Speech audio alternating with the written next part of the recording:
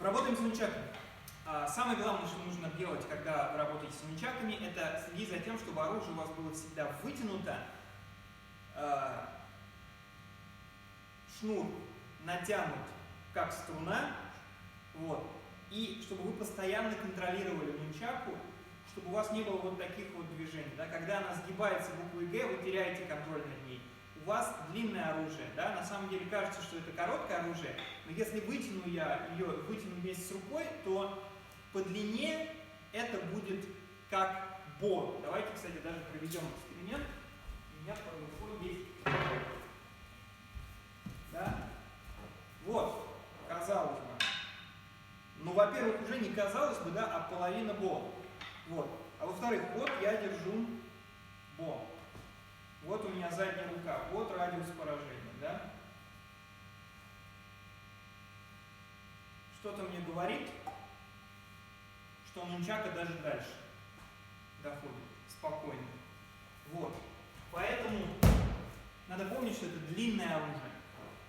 И работать им максимально далеко надо, а не как в китайских стилях, да, принято вот это вот все круто, очень красиво смотрится на соревнованиях, но надо помнить, что там нунчаки легче, они им быстрее, да, а в нунчаки в Мотоёши будут тяжелые, так же как и бо, тяжелее, вот. И в нунчаке один удар важен. Один удар это нунчаками это травма по-любому, а еще на самом деле очень легко убить ими по-настоящему, да, попасть в голову, и на этом все закончится. Поэтому это одно из самых опасных оружий, видов оружия, да, в том числе можно ведь попасть и по себе, да, поэтому надо очень активно работать. И очень важно поэтому всегда контролировать оружие, то есть надо вытягивать. Поэтому разминку с нунчаками мы начинаем вот с чего. То есть мы стоим, в позиции, как всегда, хайкудачи, колени согнуты, вот, я свешиваю оружие. Вот. И видите, вот позиция у меня, всегда такая должна быть позиция. Смотрите, какой хват. Есть две разновидности хвата. Это хват тремя пальцами, мизинец, безымянный, средний, вот. Сжимаем, мы всегда сжимаем, это самый сильный хват получается. Большой и указательный палец, они выступают как вот клешня. Вспоминаем бо, да, работу с бо, вот.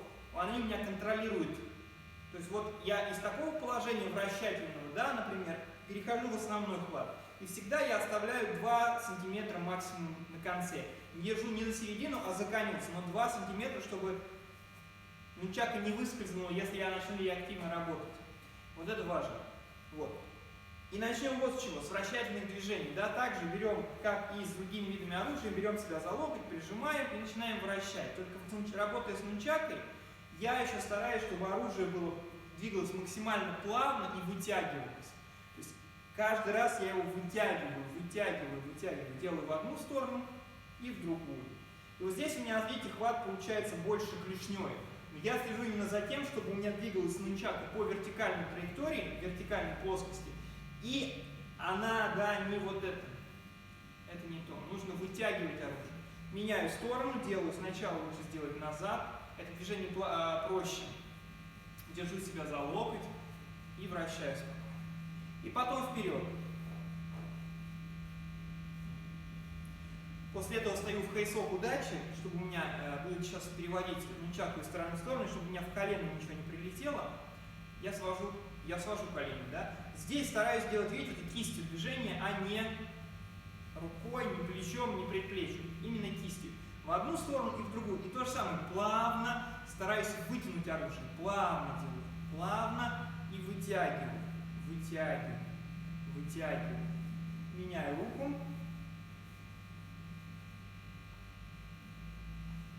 В одну сторону и в другую. В одну и в другую. И еще одно движение просто.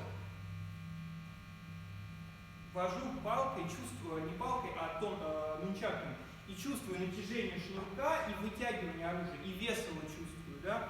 Вот таким образом. Видите, я в какой-то момент, когда оно у меня заканчивается движение, я его сам останавливаю плавно, да, скругляю его плавно. То есть у меня нет такого, что я сам себя бью. А я даже если привожу к себе, я движение могу остановить. Вот это называется контроль оружия. Вот, поэтому можно вот так вот прямо постоять и помахать. Вот.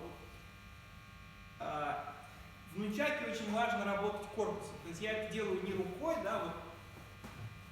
Я это делаю корпусом. Все движения корпус. Вот, вот.